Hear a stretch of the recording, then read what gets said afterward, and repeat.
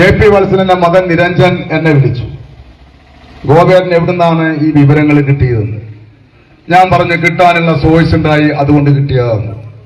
എന്നാൽ ഗോപേട്ടൻ അവിടെ പ്രസംഗിച്ചത് അക്ഷരം പ്രതി ശരിയാണ്, ഞാൻ പിന്നീട് ബന്ധപ്പെടാം എന്നാണ് വത്സലന്റെ മകൻ നിരഞ്ജൻ അന്ന് എന്നോട് സൂചിപ്പിച്ചത്. ചാവക്കാട് നഗരസഭാ തെരഞ്ഞെടുപ്പിന് ശേഷം നിരഞ്ജൻ വീണ്ടും ബന്ധപ്പെട്ടു, എന്നെ സഹായിക്കണം, എന്റെ അച്ഛന്റെ പാർട്ടി എന്നെ ചതിച്ചു, അതുകൊണ്ട് എന്നെ സഹായിക്കാൻ കഴിയുമെന്ന് ചോദിച്ചു. ഞാൻ ആകെ നിശബ്ദനായി കേട്ടുനിന്നു നിരഞ്ജന്റെ ആ വാക്കുകൾ. പിന്നീട് നിരഞ്ജൻ വീണ്ടും സമീപിച്ചു.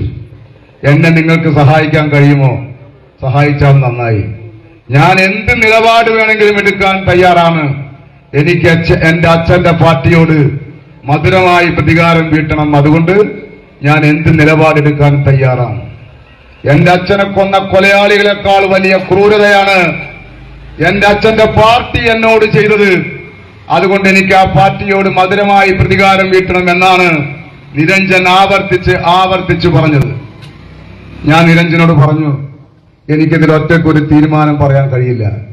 ഇതെന്റെ പാർട്ടിയോട്, എന്റെ മുന്നണിയോട്, അതിന്റെ നേതൃത്വത്തോട് സംസാരിച്ചതിന് ശേഷമേ ഇതിലൊരു നിലപാട് വ്യക്തമാക്കാൻ കഴിയുള്ളൂ എന്ന് പറഞ്ഞു.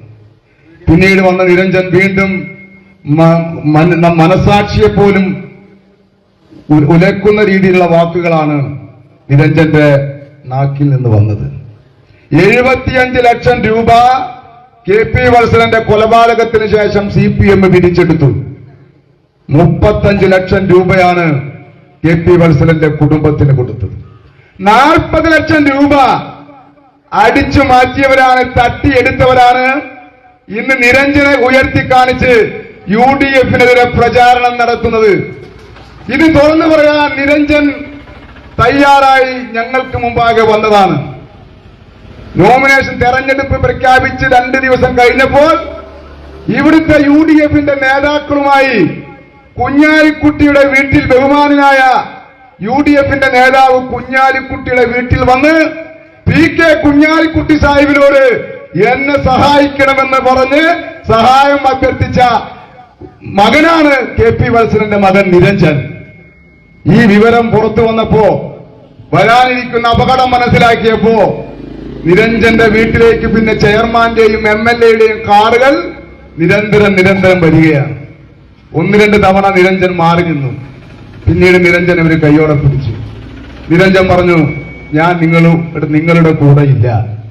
എന്റെ അച്ഛനെ ചതിച്ച പാർട്ടിയാണ് നിങ്ങൾ, എന്നെ ചതിച്ച പാർട്ടിയാണ് നിങ്ങൾ, അതുകൊണ്ട് നിങ്ങളുടെ കൂടെ ഞാനില്ല എന്ന് പറഞ്ഞു. നിരഞ്ജൻ ഈ തീരുമാനമെടുക്കാൻ കാരണം നിരഞ്ജന് കൊടുത്ത കുടുംബസഹായ ഫണ്ട്, കെ.പി. വത്സലന്റെ കുടുംബസഹായ ഫണ്ട് മണത്തല സർവീസ് സഹകരണ ബാങ്കിലാണ് നിക്ഷേപിച്ചിരുന്നത്. ആ ബാങ്കിൽ അതിന്റെ പലിശ എത്രയാണ്? അതിന്റെ പലിശ പോലും എടുക്കാൻ നിരഞ്ജന്റെ വിദ്യാഭ്യാസത്തിന് വേണ്ടി, നിരഞ്ജന്റെ കുടുംബജീവിതത്തിന് വേണ്ടി ഒരു നയാ പൈസ പോലും കൊടുക്കാൻ CPM തയ്യാറായില്ല. CPM-ന്റെ ജില്ലാ സെക്രട്ടറി KV അബ്ദുൽ ഖാദറുമായി കലഹിച്ച് ഞാൻ പത്രസമ്മേളനം നടത്തുമെന്ന് പറഞ്ഞപ്പോഴാണ് CPM അതിന് നിലപാട് മാറ്റാൻ തയ്യാറായത്. അങ്ങനെ CPM നിരഞ്ജനെ സ്വാധീനിച്ചുകൊണ്ട് മണത്തല സർവീസ് സഹകരണ ബാങ്കിൽ കിടന്ന പണം 60 ലക്ഷത്തോളം രൂപ, ആ പണം പാംപെട്ടിൽ കൊണ്ട് നിക്ഷേപിച്ചു. അധികം കാലതാമസമില്ലാതെ പാംപെട്ടി തകർന്നു. CPM-ന്റെ നേതാക്കളുടെ പണം, നിരഞ്ജന്റെ കെ.പി. വത്സലന്റെ രക്തസാക്ഷി ഫണ്ട് മാത്രമല്ല, ഇവിടെ മുൻ മുനിസിപ്പൽ ചെയർപേഴ്സൺ സതീരംഗത്തിന്റെ നാഷണൽ ഹൈവേയിലേക്ക് സ്ഥലം കൊടുത്തതിന്റെ പേരിൽ കിട്ടിയ 50 ലക്ഷം രൂപയും പാംപെട്ടിൽ നിക്ഷേപിച്ചു. ഗുരുവായൂരിലെയും ചാവക്കാട്ടെയും മറ്റ് CPM-ന്റെ പ്രമുഖരുടെ പണം മുഴുവൻ ഈ പാംപെട്ടിലാണ്. പാംപെട്ടിന്റെ MD പിണറായി വിജയനുമായി വളരെ അടുപ്പമുള്ള ഒരു വ്യക്തിയാണ്. അതുകൊണ്ട് തന്നെ കേരളത്തിന്റെ പല ഭാഗത്തും CPM-ന്റെ സാമ്പത്തിക ശേഷിയുള്ള ആളുകളുടെ വലിയ നിക്ഷേപം ഈ പാംപെട്ടിലുണ്ട്. അങ്ങനെ KV അബ്ദുൽ ഖാദറിന്റെ സമ്മർദ്ദത്തിന്റെ ഭാഗമായിട്ടാണ് ഈ പണം പാംപെട്ടിൽ നിക്ഷേപിച്ചത്. ആ പണമാണ് പാംപെട്ടി തകർന്നപ്പോൾ ഈ പയ്യന്, ഈ നിരഞ്ജന് നഷ്ടപ്പെട്ടത്. ആ പണം തിരിച്ചു കൊടുക്കാൻ വേണ്ടി പറഞ്ഞപ്പോഴാണ് നിരഞ്ജനും CPM തമ്മിൽ അകന്നത്.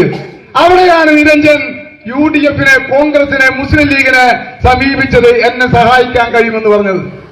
ഇവിടെ ഞാൻ 75 ലക്ഷം രൂപ പിരിച്ചുണ്ടാക്കിയിട്ട് ഈ പറഞ്ഞ 35 ലക്ഷം രൂപയാണ് മണത്തല സർവീസ് സഹകരണ ബാങ്കിൽ നിക്ഷേപിച്ചത്. ഈ കഴിഞ്ഞ 18-20 കൊല്ലത്തെ ആ നിക്ഷേപത്തിന്റെ പലിശയായിട്ടാണ് ബാക്കിയുള്ള ഈ 55-60 ലക്ഷം വരുന്നത്. ആ 60 ലക്ഷം രൂപയാണ് ഈ പയ്യന് നഷ്ടപ്പെട്ടത്.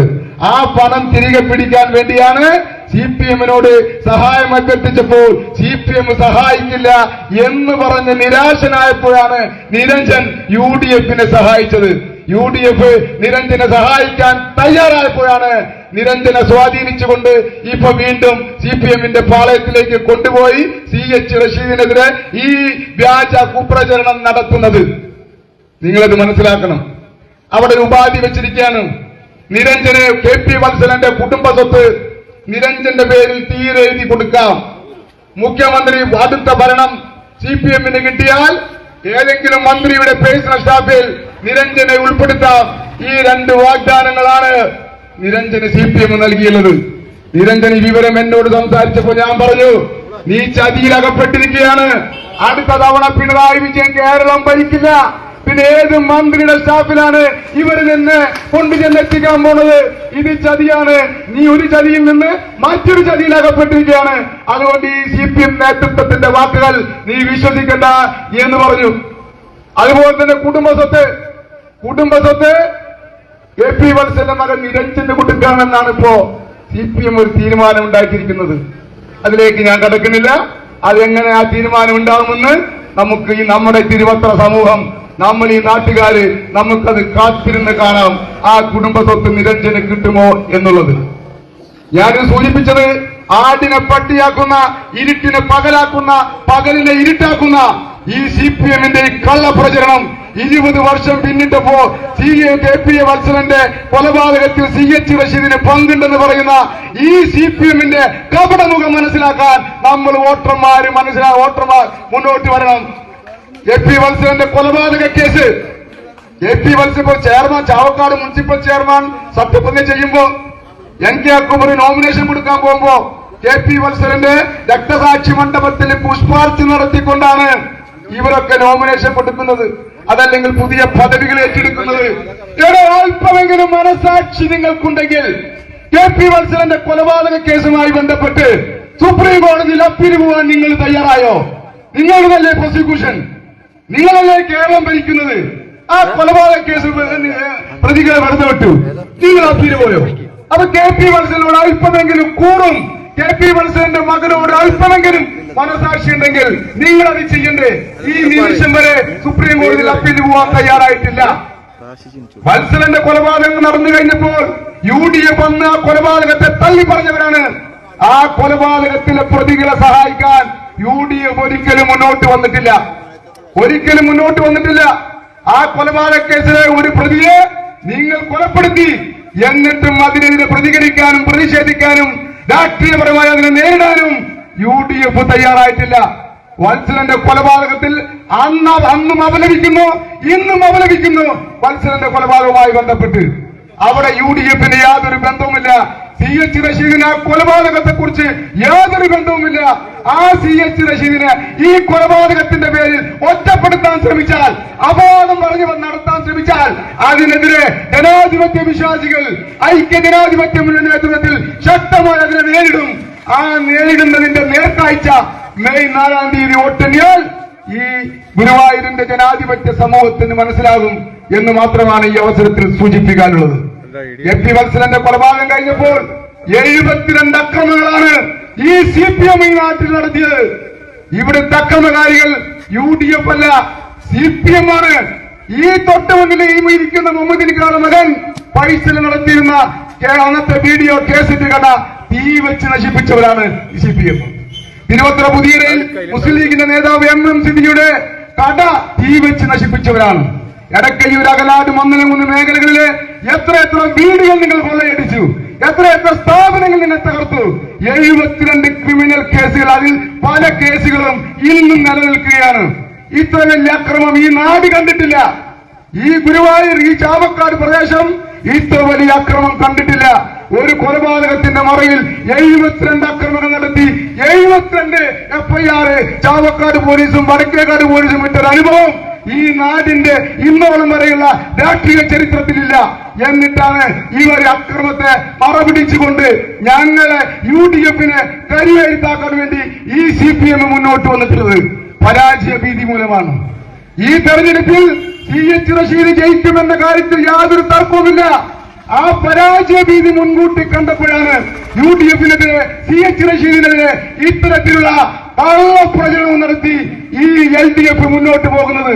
ഇത് ജനാധിപത്യ വിശ്വാസികൾ തിരിച്ചറിയണം എന്നാണ് ഈ എളിയ ഈ സമയത്ത് പറയാനുള്ളത്.